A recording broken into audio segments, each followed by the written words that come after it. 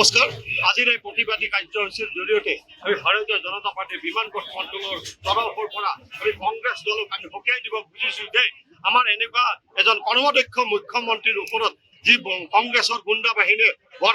মানে অত্যাচাৰ কৰি কনভয়ৰ ওপৰত আক্ৰমণ কৰিলে আমি ভাৰতীয় জনতা পাৰ্টীৰ আমি বিমান দলে আমি আমাৰ কংগ্ৰেছ দলক আমি সকীয়াই দিব বিচাৰিছোঁ যে অনাগত দিনত যদি এনেদৰে তেওঁলোকে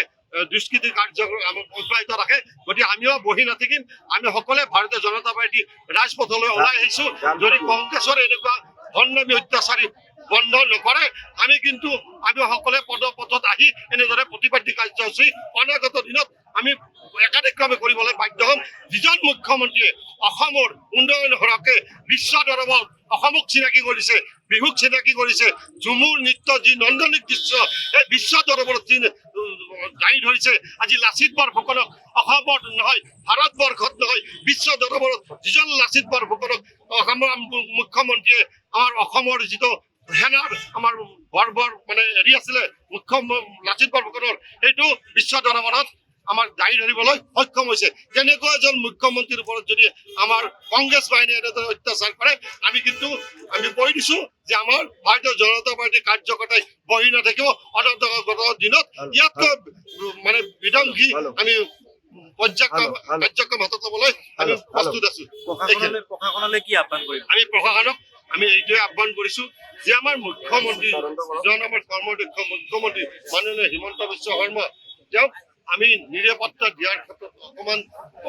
অকণমান যেন ক'ৰবাত খুটি ৰৈ গৈছে সেইটো আমি অনুমান কৰি গৈছোঁ গতিকে আমি প্ৰশাসনক আমি এনে কৈছোঁ যে আপোনালোকৰ যিটো প্ৰশাসনিক নিয়ম আছে এই কংগ্ৰেছ বাহিনীৰ গুণ্ডা বাহিনীক আপোনালোকে কেনেদৰে মানে সংযম কৰিব পাৰে সেইটো তেওঁলোক আমি কাটৰভাৱে অনুৰোধ কৰিছোঁ যে কংগ্ৰেছৰ এই গুণ্ডা বাহিনীসকলক তেওঁ সংগঠিত হৈছে যে আজি কংগ্ৰেছ দল সংগঠিত হৈছে যে অসমৰ যি উন্নতি ভাৰতবৰ্ষৰ যি উন্নতি এই উন্নতি যদি অব্যাহত থাকে অনাগত আমাৰ যি পঞ্চায়ত বিধানসভাৰ নিৰ্বাচন আহিছে তেওঁলোক সংগঠিত হৈছে এই সংগঠিত হৈ তেওঁলোকে আবুল তাবুল কৈ এইবিলাকে জনাধাৰ মানুহক আমাক ব্যতিব্যস্ত কৰিব খুজিছে গতিকে আমি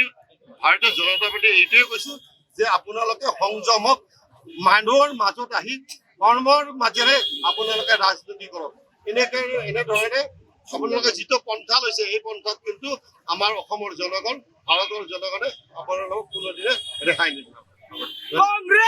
যিকোনো খবৰৰ বাবে যোগাযোগ কৰক 7099017330 লগতে 7099017110 নম্বৰত।